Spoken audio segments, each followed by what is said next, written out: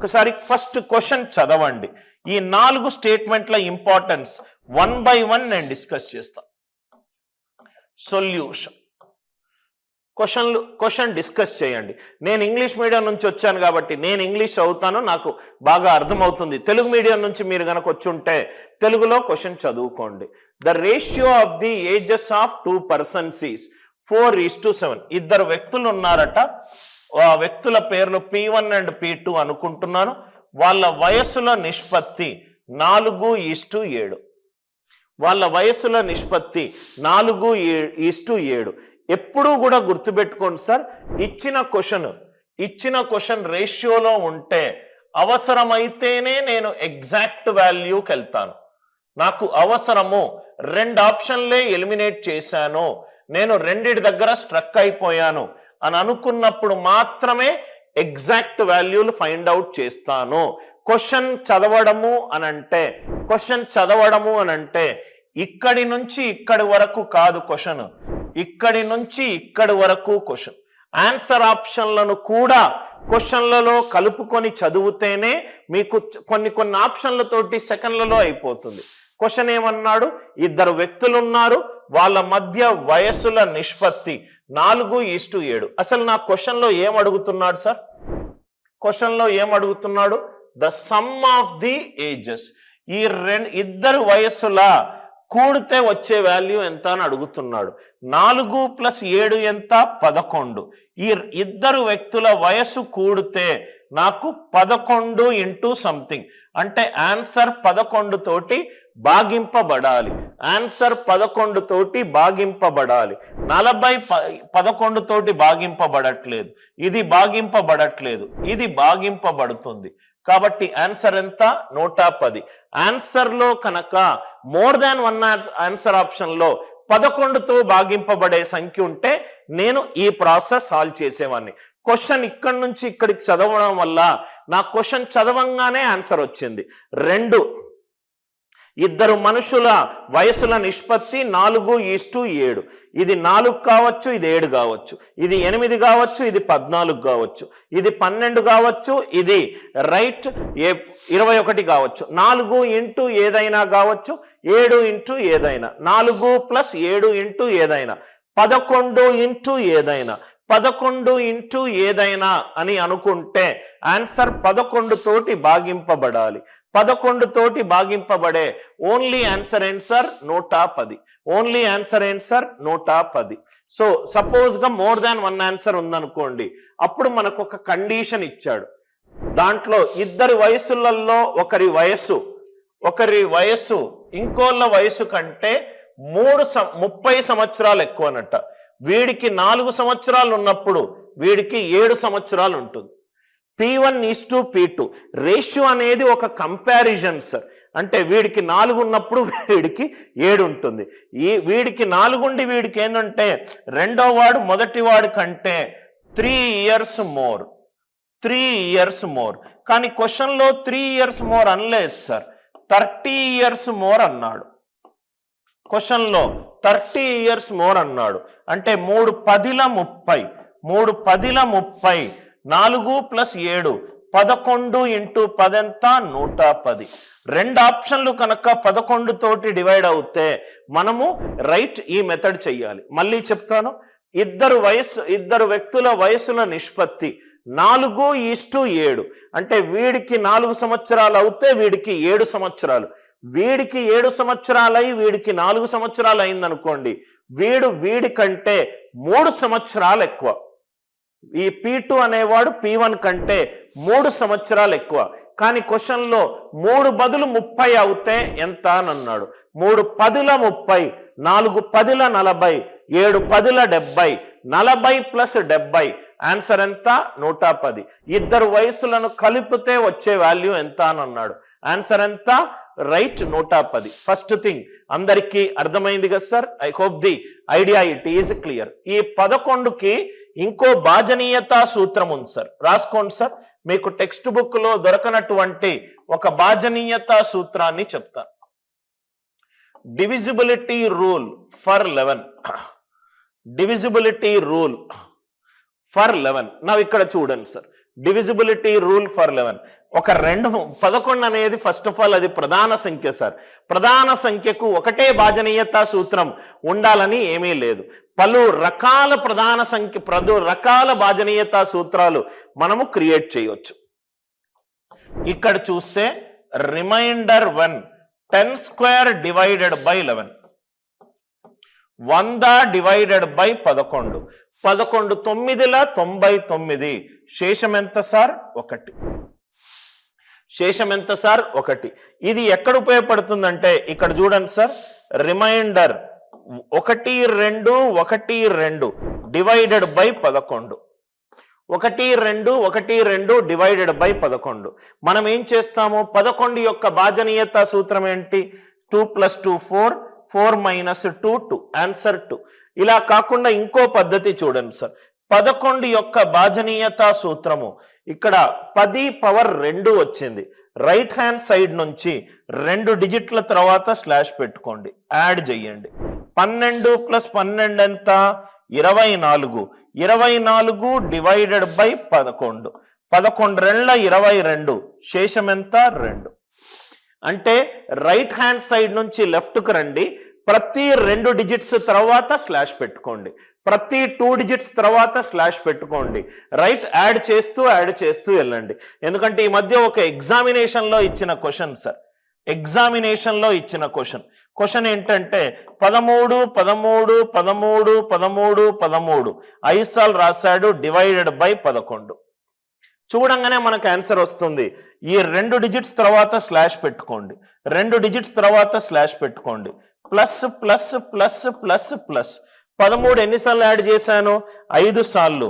13 × 5 divided by 11, 11 1 11, 2 5 ఎంత? 10, 2 5 ఎంత? 10. Answer ఎంత ఈ క్వశ్చన్ కి? 10 ఆన్సర్.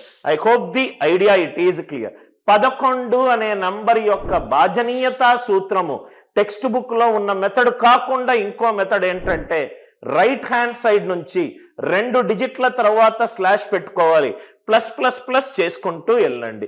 ఎప్పుడు ఇది బాగా ఉపయోగపడుతుందంటే ఒక 2 అంకెల సంఖ్య పలుసార్లు రాసి 11 తోటి శేషం అడిగినప్పుడు బాగా ఉపయోగపడుతుంది. 12 2 సార్లు రాశాను కాబట్టి ఇక్కడ 12 × 2 అని వచ్చింది. 13 5 సార్లు రాశాను అంటే 13 × 5 డివైడెడ్ బై 11 వచ్చింది. 13 × 5 డివైడెడ్ బై 11 వచ్చింది. ఆన్సర్ అందరికీ అర్థమైంది కదా సార్?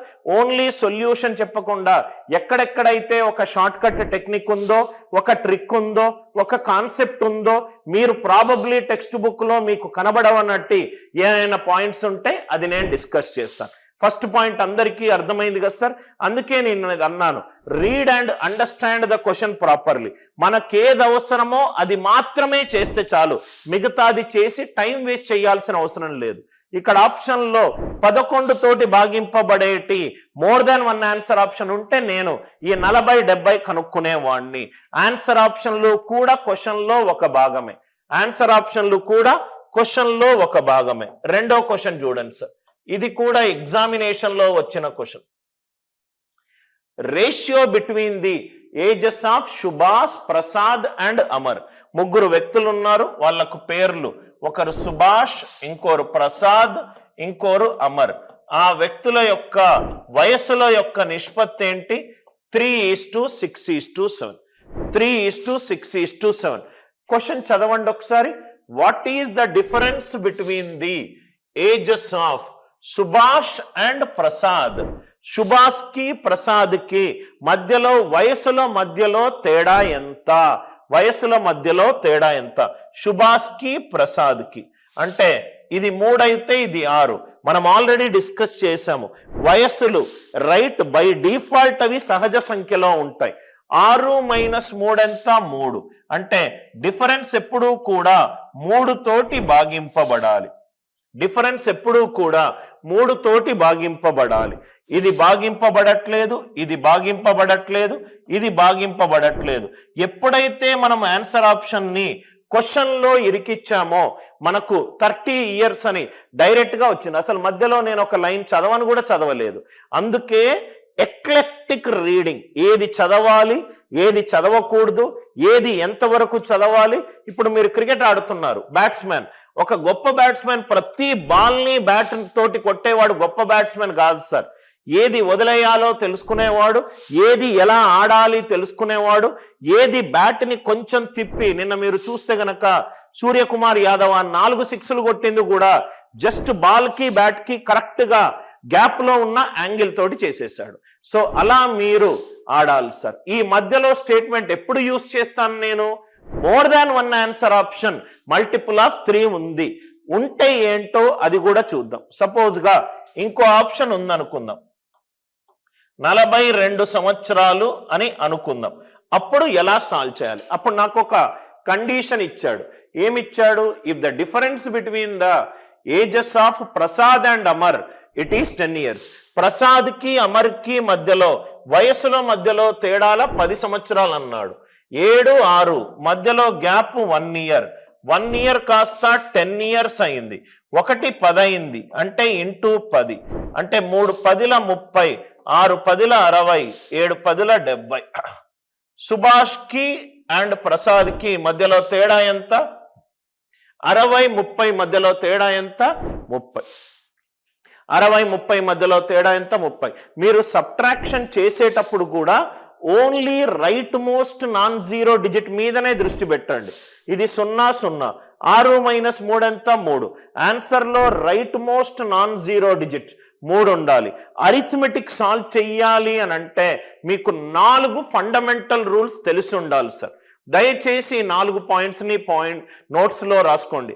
అరిథమెటిక్ పర్సంటేజ్ నుంచి ఫైనల్ గా వచ్చే ఎలివేటర్ ప్రశ్నల వరకు కూడా right most non zero digit చాలా ఇంపార్టెంట్ కాన్సెప్ట్.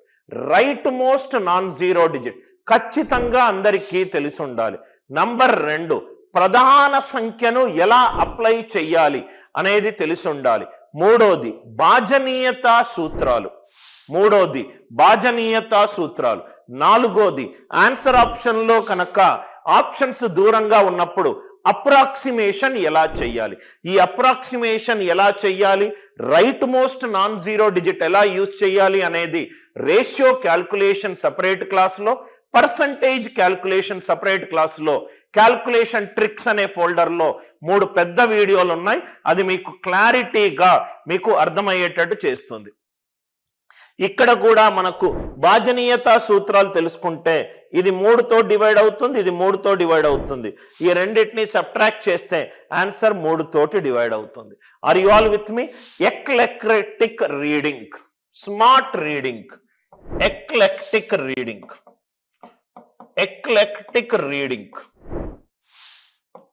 Eclectic reading. ఏదైనా మనకు ఆర్సీలో కూడా సార్ చెప్తారు సార్, రీడింగ్ కి స్టడీయింగ్ కి డిఫరెన్స్ ఉన్నది. మీరు newspaper, you will read newspaper, you will not study newspaper. Reading అంటే ఒక క్యాజువల్ రీడింగ్.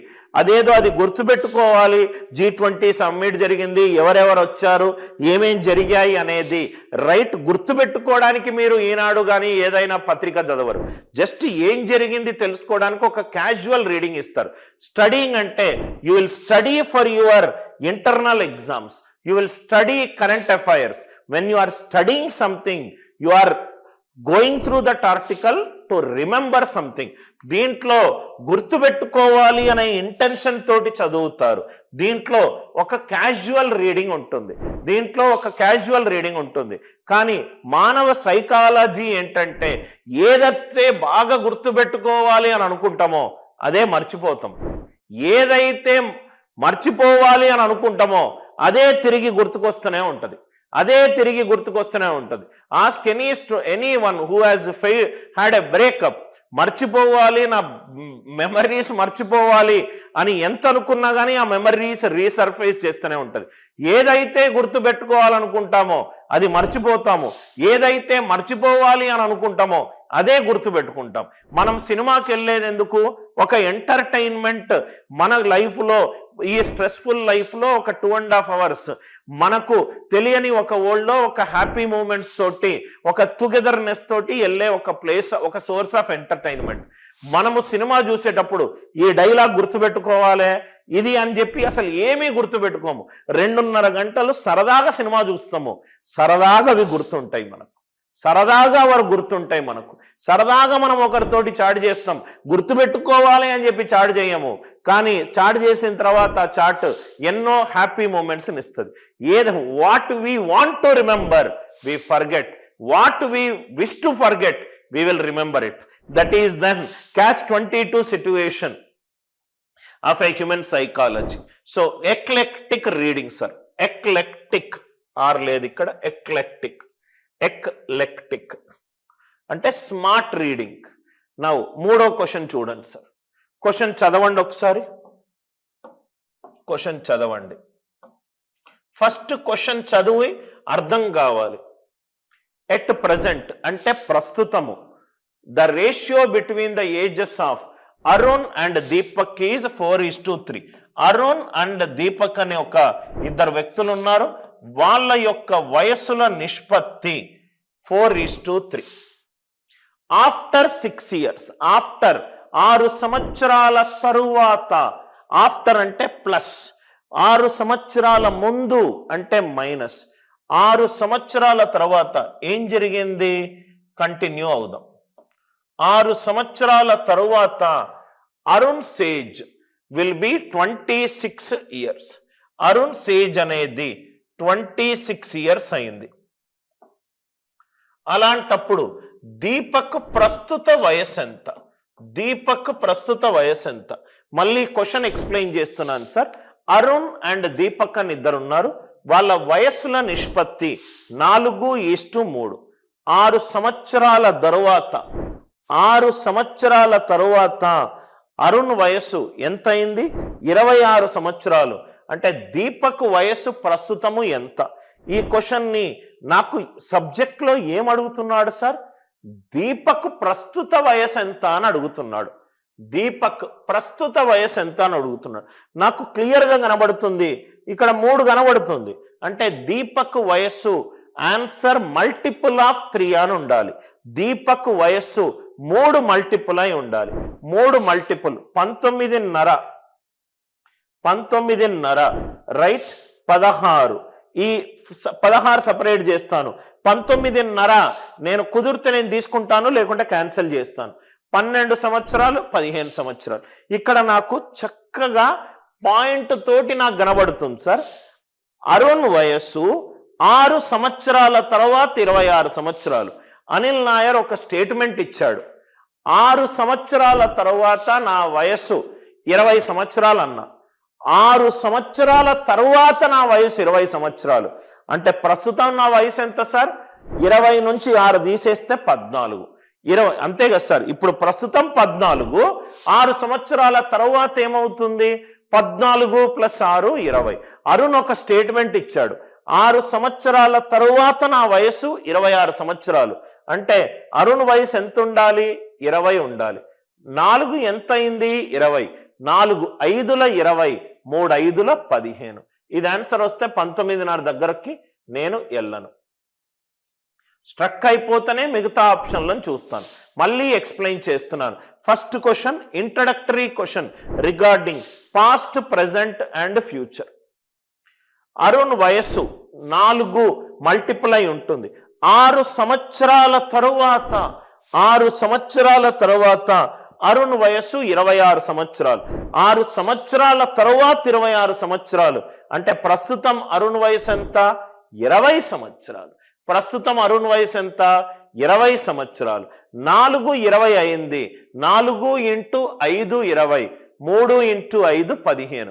ఇక్కడ టక్కున మనము ప్రధాన సంఖ్య భాజనీయత సూత్రం కూడా చూసుకోవచ్చు. 4 ఇంటూ 5 20. 5 అనేది ప్రధాన సంఖ్య, అంటే ఆన్సర్ 3 ఇంటూ 5 15. ఆన్సర్లో 5 తోటి డివైడ్ అయ్యే నంబర్ ఉండాలి. ఆన్సర్ ఎంత? 15. ఇవి చాలా చిన్న చిన్న పాయింట్స్ సార్, కానీ చాలా బ్యూటిఫుల్ గా మనకు ఉపయోగపడుతుంది. 3 5ల 15. థర్డ్ క్వశ్చన్ అందరికీ క్లియర్ కదా సార్? 6 సంవత్సరాల తరువాత 26 సంవత్సరాలు. 6 సంవత్సరాల తరువాత 20 సంవత్సరాలు. 20 ప్లస్ 6 26. 6 సంవత్సరాల ముందు 6 సంవత్సరాల ముందు అంటే -6. అప్పుడు ఇక్కడ ఆన్సర్ 32 వచ్చేది. తరువాత అంటే ప్లస్, ముందు అంటే మైనస్. ముందు అంటే మైనస్. నెక్స్ట్ క్వశ్చన్ చదవండి ఒకసారి. The ratio of the ages of Suresh and his father. Suresh మరియు సురేష్ యొక్క తండ్రి యొక్క వయస్సుల నిష్పత్తి 2:7. సురేష్ మరియు సురేష్ యొక్క తండ్రి యొక్క వయసుల నిష్పత్తి 2:7. The difference between their ages. ఇది 2 అవుతే ఇది 7. అంటే రేషియో ప్రకారము, నిష్పత్తి ప్రకారము వీటి మధ్య తేడా ఎంత? 5. కానీ క్వశ్చన్ ప్రకారము తేడా ఎంత? 40. 5 ఎన్నిసార్లు మనం లబ్ధం చేస్తే 40 వస్తుంది? 5 8ల 40. 8 చేస్తే ఇది నిష్పత్తి నుంచి ఎగ్జాక్ట్ వాల్యూ. 8 2 16.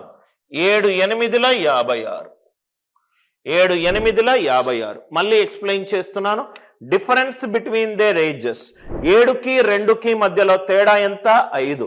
కానీ క్వశ్చన్లో ఎంత ఇచ్చాడు తేడా? 40. 5 8ల 40. 5 8s are 40. అంటే 2 8s are 16. 7 8s are 56. క్వశ్చన్లో ఏమన్నాడు? దాని యొక్క నిష్పత్తులు 6 సంవత్సరాల ముందు, ఇక్కడ 6 సంవత్సరాల క్రితము. క్రితము అనంటే పాస్ట్. క్రితము అనంటే పాస్ట్. ఇప్పుడు సురేష్ యొక్క వయస్సు 16 సంవత్సరాలు. 6 సంవత్సరాల ముందు, 6 సంవత్సరాల ముందు అతని వయసు ఏమవుతుంది? 10. సురేష్ యొక్క తండ్రి యొక్క వయస్సు 56 సంవత్సరాలు. 6 సంవత్సరాల ముందు ఎంత అవుతుంది? 50. అంటే సురేష్ వాళ్ళ తండ్రి యొక్క వయసుల నిష్పత్తి ఎంత? 1:5. 1:5. లాజిక్ అందరికీ అర్థమైందా సార్? మళ్ళీ ఒకసారి ఎక్స్ప్లెయిన్ చేస్తున్నాను. సురేష్ మరియు అతని తండ్రి యొక్క వయసుల నిష్పత్తి 2:7. వాటి మధ్య తేడా 5. కానీ క్వశ్చన్లో తేడా 40. అంటే 5 8ల 40. ఈ నిష్పత్తిని ఎగ్జాక్ట్ వాల్యూగా మార్చాలి అని అంటే ప్రతి ఒక్క దాన్ని నిష్పత్తికి ముందు తర్వాత ఉన్నదాన్ని 8 తోటి లబ్ధం చెయ్యాలి. 2 8ల 16. 7 8ల 56. 16 56. 6 సంవత్సరాల క్రితము అంటే పాస్ట్. పాస్ట్ అంటే మైనస్. Future right. ముందు అని అంటే ప్లస్. 16 నుంచి 6 తీసేస్తే 10. 56 నుంచి 6 తీసేస్తే 50. 10:50. ఆన్సర్ ఎంత? 1:5.